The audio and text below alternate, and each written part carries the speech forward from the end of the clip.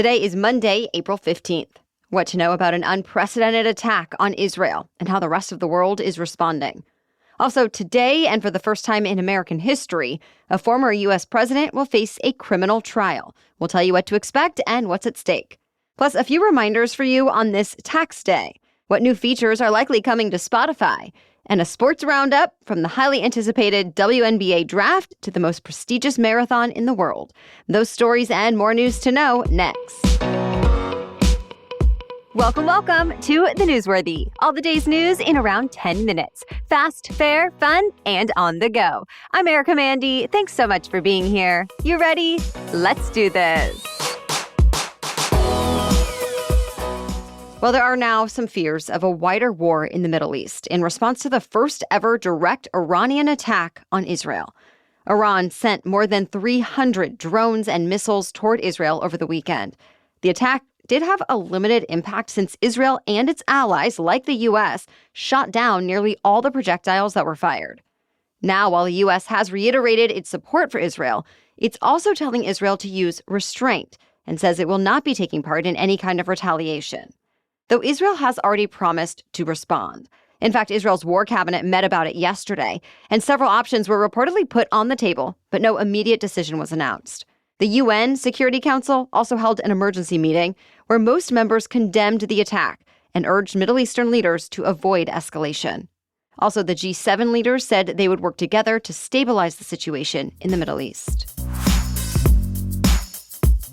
Today kicks off the first criminal trial of any former president in American history. Former President Trump is fighting 34 felony counts that say he falsified business records to cover up a hush money payment to an adult film actress.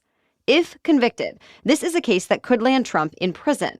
Specifically, the sentence would range from just probation to as much as 4 years in prison. Though Trump has pleaded not guilty. The trial kicks off today with jury selection. After that, it will be on to opening statements. And then high-profile witnesses are expected to testify, like top aides on Trump's 2016 campaign, Trump Organization employees, executives of National Enquirer's publisher, and so on. The trial is slated to last 6 to 8 weeks, and Trump will have to be there in person every day the court is in session. So most of his campaign events over the next couple of months will likely be happening in New York. U.S. Secret Service has been meeting with New York State court officers and the New York Police Department for weeks over how to boost security at the trial and beyond. Dozens of court officers are being brought in from all around the state. NYPD is also boosting its presence around the area and closing roads in Lower Manhattan. Of course, this is just the first of 4 criminal cases against the former president that's expected to go to trial. So stay tuned. A small town in Texas is reeling from an attack on public service workers and civilians. Authorities say an 18-wheeler intentionally crashed into a Department of Public Safety office in Brenham, about 75 miles northwest of Houston. The man behind the wheel had apparently been denied a commercial driver's license in the same building last week. So the very next day, investigators say he stole an 18-wheeler, led police on a chase along the highway, and drove it into the Department of Public Safety office. It hit the area where the driver's license office and waiting area are located. So DPS workers, troopers, and civilians were badly injured. 6 of them had to be airlifted or driven to hospitals, and 1 person died. The driver apparently tried to back up and crash into the building a second time, but first responders stopped him. The man is now facing multiple felony charges, and the building is shut down. The Texas Rangers are leading the investigation. The U.S. is in for more severe weather this week, with 2 separate systems moving through. The first one has already started, and with that one, there's a chance of strong storms from Ohio to Pennsylvania and into New York. Damaging wind, hail, and tornadoes are all possible. Then an even bigger storm system is expected to take shape today. This one could bring the threat of severe weather from Texas all the way up to South Dakota. And again, we're talking about strong winds, large hail, and tornadoes, which are most likely tonight and into the overnight hours. The areas most at risk are in western Oklahoma and northern Texas. Then tomorrow, the severe storm threat shifts east, and severe weather will be possible over parts of Iowa and Missouri. Heavy rain is also a concern with both of these systems, adding to what's already been an extremely rainy April. In fact, this storm could make it the wettest April on record for parts of the country. We have much more news for you still ahead. But first, a quick thanks to our sponsor, ZocDoc. So I'm guessing we all know what it's like to sort of put on a happy face when we're not actually exactly happy, or to just not say anything to that family member or colleague who drives you crazy, but it's just not worth it. Well, while you may have to grin and bear it with some people, none of us should have to feel that way with our doctors. We deserve to have doctors that allow us to open up without feeling judged, who listen and actually want to help us be healthy. Enter ZocDoc. ZocDoc is a free app and website where you can search and compare highly rated in-network doctors near you and instantly book appointments with them online. And these docs all have verified reviews from actual real patients. You can filter specifically for ones who take your insurance, are located near you, and treat basically any condition you're searching for. I always check ZocDoc anytime I'm looking for a new doctor, and I really appreciate how easy it is to filter those search results to exactly what I need. Go to ZocDoc.com/newsworthy and download the ZocDoc app for free. Then find and book a top-rated doctor today. That's ZocDoc.com/newsworthy. ZocDoc.com/newsworthy. Okay, now back to the news. The solar eclipse may have been the biggest sky show of the year, but today kicks off another reason to look up: Meteor Shower season. And it starts with one of the oldest, the Lyrids Meteor Shower. This year, the Lyrids start tonight and last through the end of the month. The peak, when the most shooting stars are expected, is set to happen next week. Every year in mid to late April, the Lyrids typically produce 10 to 20 bright, fast meteors per hour at their peak. And sometimes there can be as many as 100 an hour. And all you really need to do to try and catch a glimpse of the meteor shower, if the weather is clear, is go outside after dark and look up. It also helps if you're in an area with as little light pollution as possible, and experts say you should plan on spending 30 minutes to an hour looking at the night sky so your eyes can adjust to the darkness. Unfortunately, women seem to be facing more alcohol-related health issues than in years past. A new study published by the American Medical Association looked into insurance claims data from 2017 to 2021.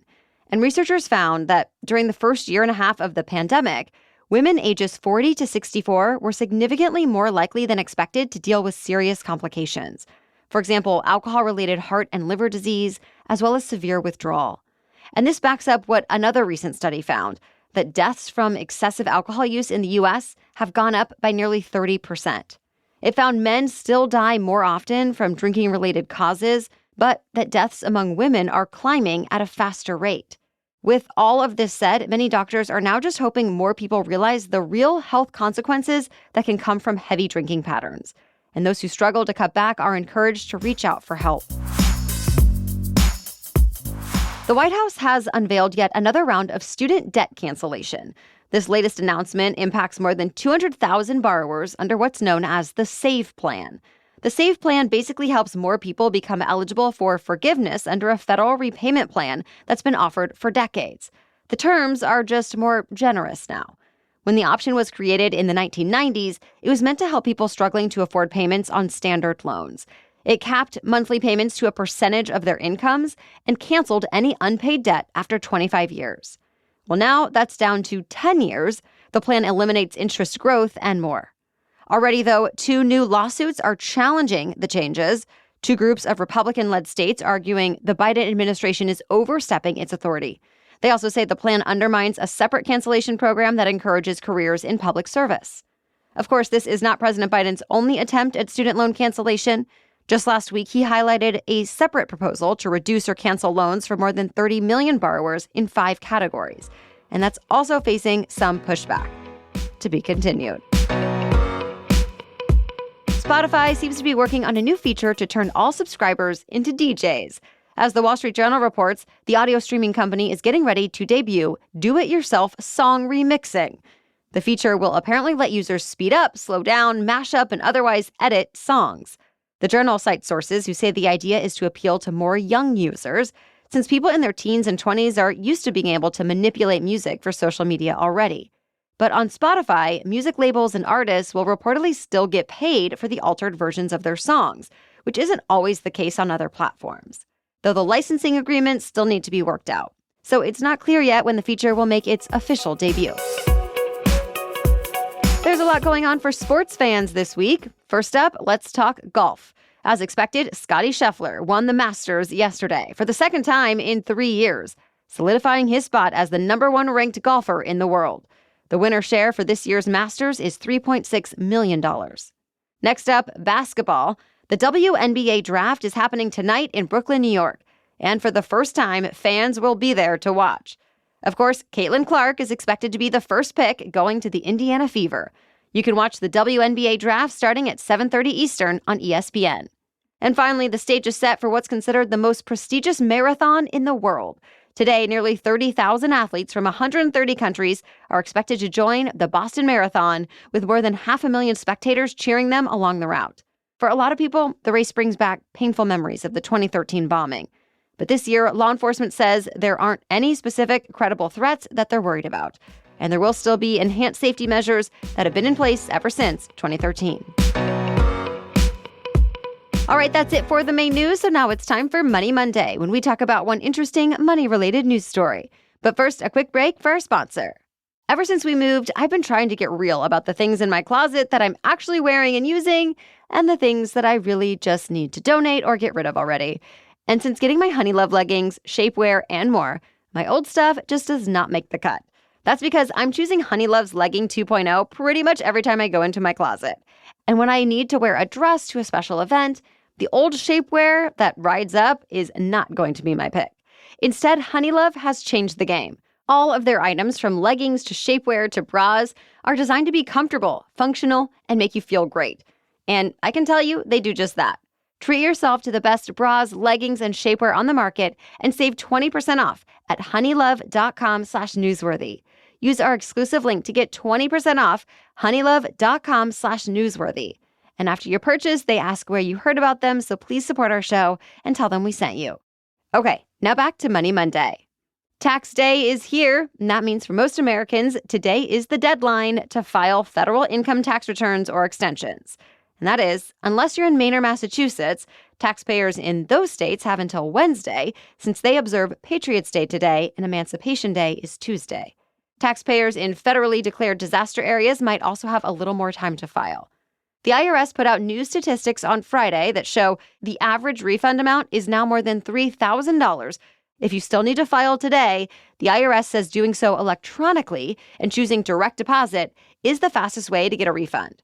One more thing you should keep in mind. If you plan to file for an extension today, that will give you another 6 months. But it won't give you an extension on any payment you might owe. The IRS has resources on its website for free filing software or free fillable forms. We added the link in today's episode notes. All right, thank you so much for listening today. We'll be back with more news to know tomorrow. For now, have a great day.